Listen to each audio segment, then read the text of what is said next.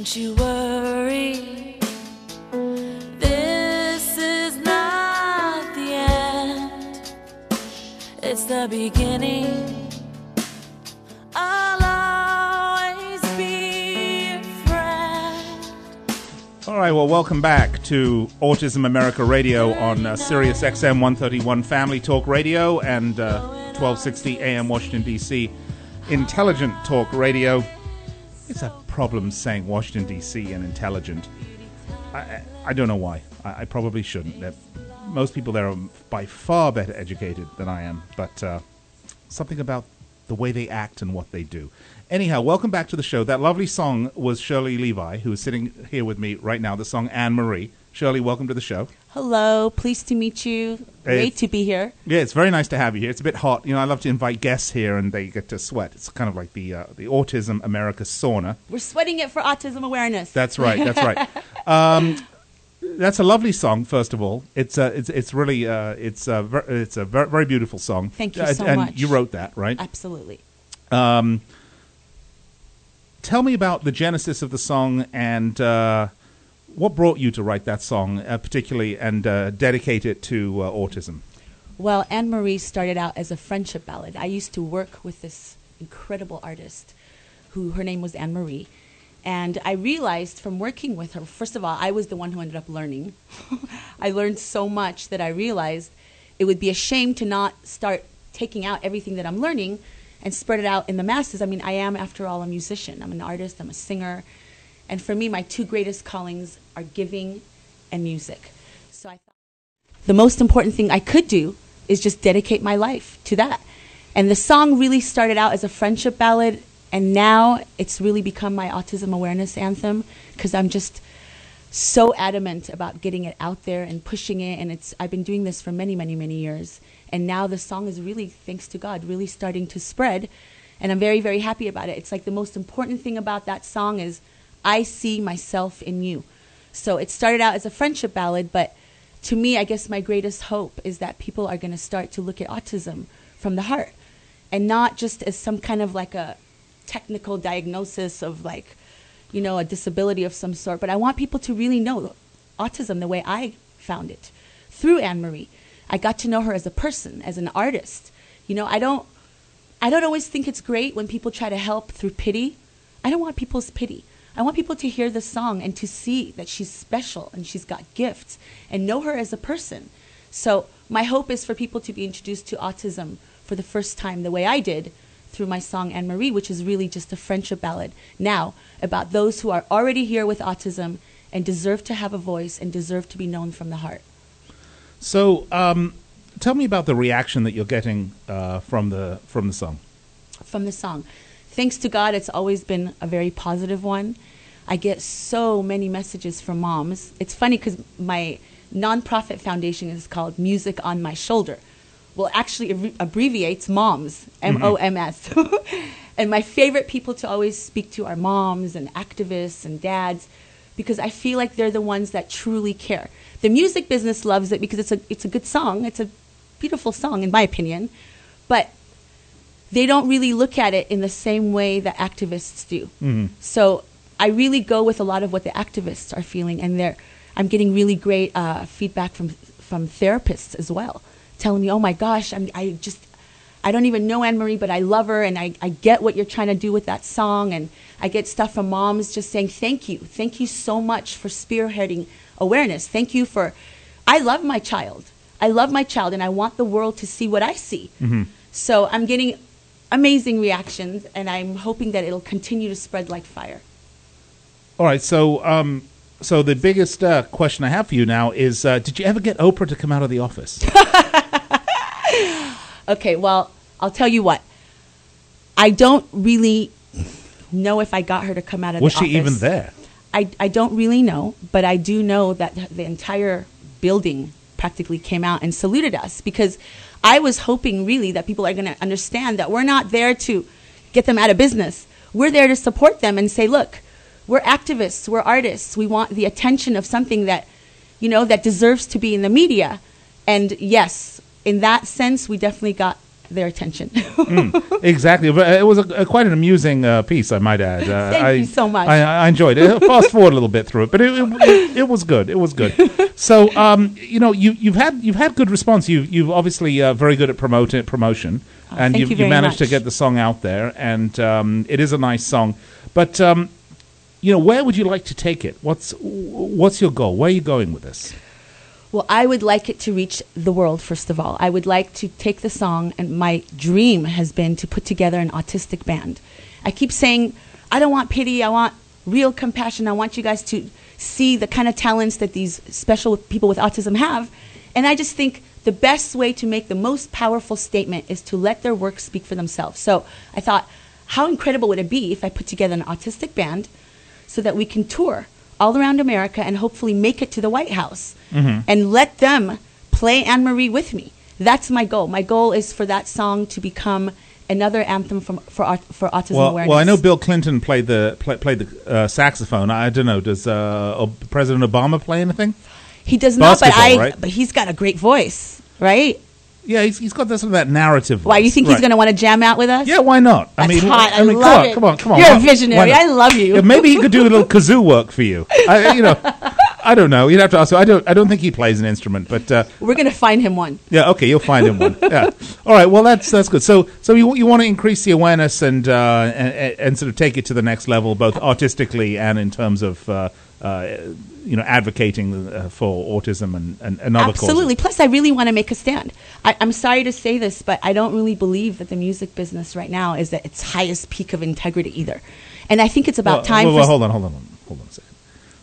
Just when has the music business ever been at any sort of a peak of integrity? Oh man, I'm liking you by the second. Okay, in the 60s, in the 70s. Oh, you really think it was? We had legendary artists. The music business has always been not great. Really?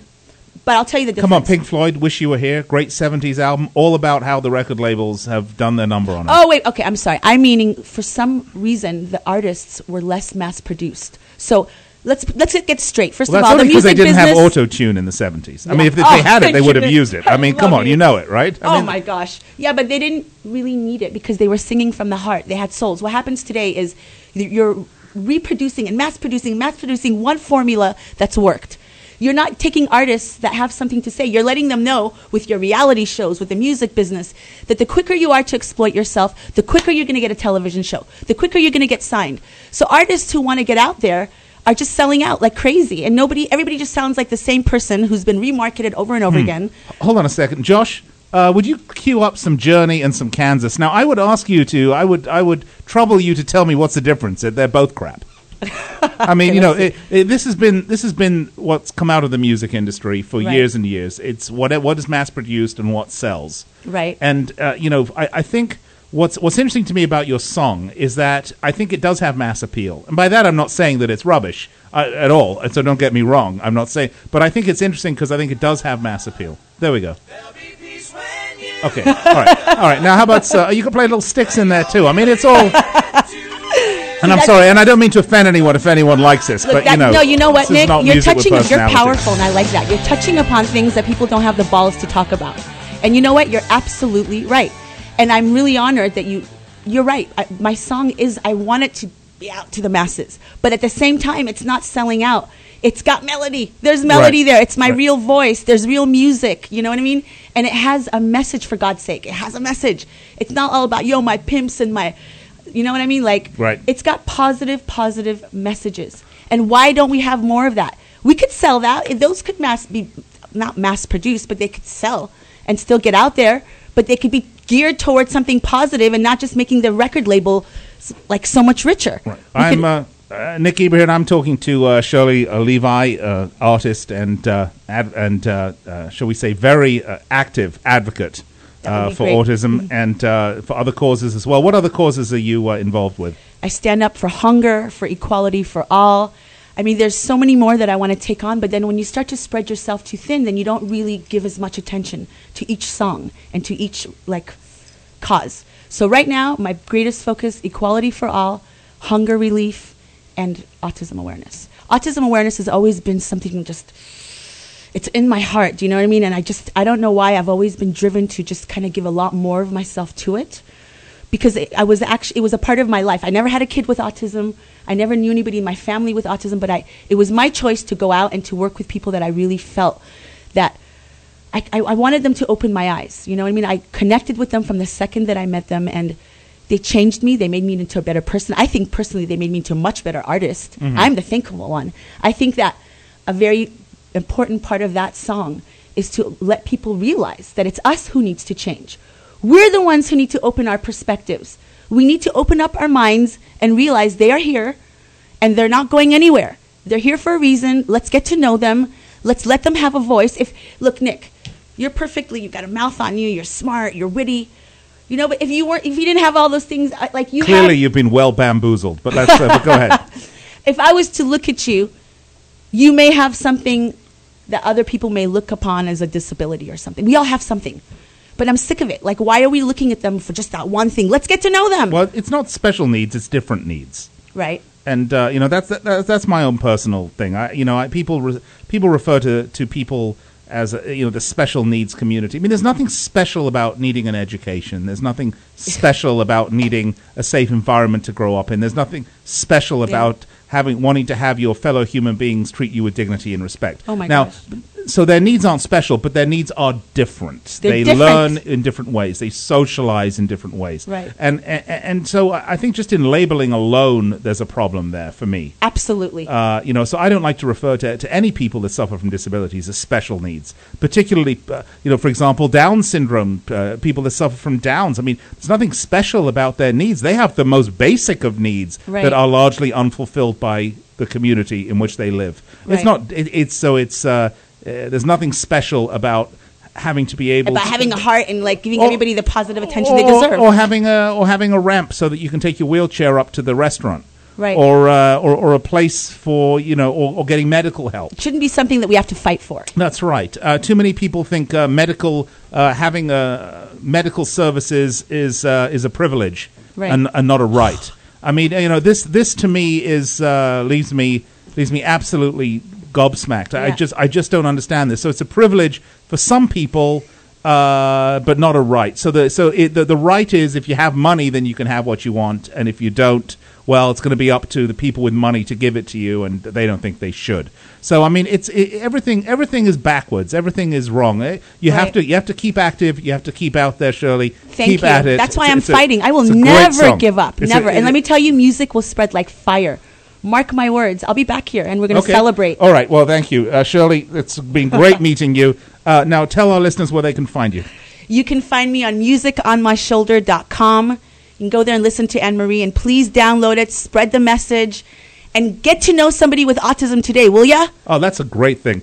That's it. Get to know someone with autism today. Yeah, from the heart. Make an effort. Make an effort. They're going to make an effort to know you. You're going to learn a lot more, believe me, than they have to learn about you. Open your mind and your heart. You'll be a better person, trust me. Okay, so the website again is musiconmyshoulder.com or info@musiconmyshoulder.com. If you want to join my band and you're autistic, let's rock out the White House. Get in touch with me, man.